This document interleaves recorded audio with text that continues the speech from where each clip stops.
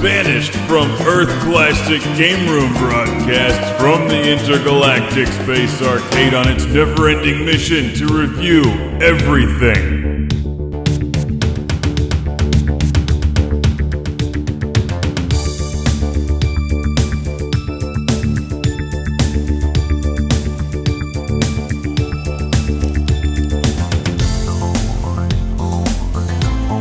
Welcome to Classic Game Room, where I have Ultraman on the Game Boy. Prepare to enjoy some Ultraman ass-whooping giant monsters action. Yeah, that's what you're going to do.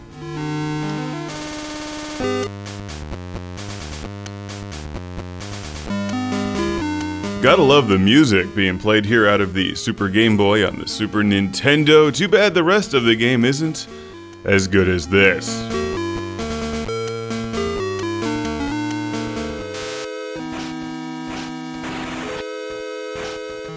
On the plus side, it features Ultraman beating the crap out of giant monsters.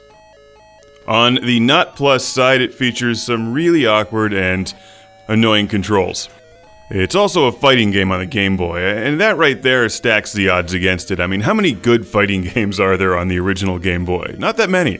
So here's what you do. You backflip forwards or backwards. I guess you wouldn't backflip forward. You would front flip forwards and then backflip backwards. Correction, you actually roll forward into the aliens or monsters, beat them up, and weaken them until you can finish them off with your Super Ultraman laser finishing move.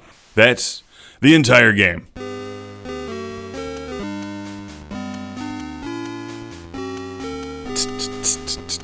I do like some of the music. It reminds me of one of the old Casio keyboards.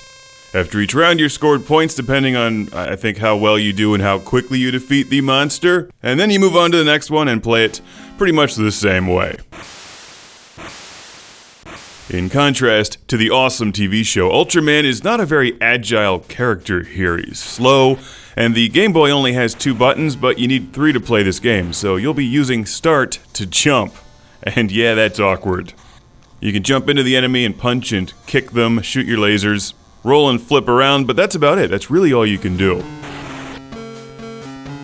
So it's less a fighting game and more a game of strategy and waiting for the right time to strike.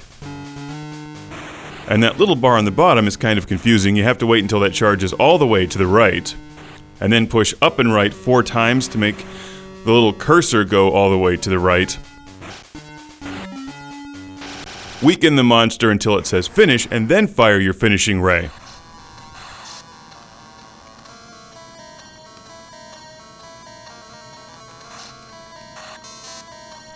So I gotta tell you, there's 2 things I really like about Ultraman on the Game Boy. One, that it exists, because I like Ultraman. I'm a fan of this show. I love Ultraman and Godzilla movies, and giant monsters and aliens in general.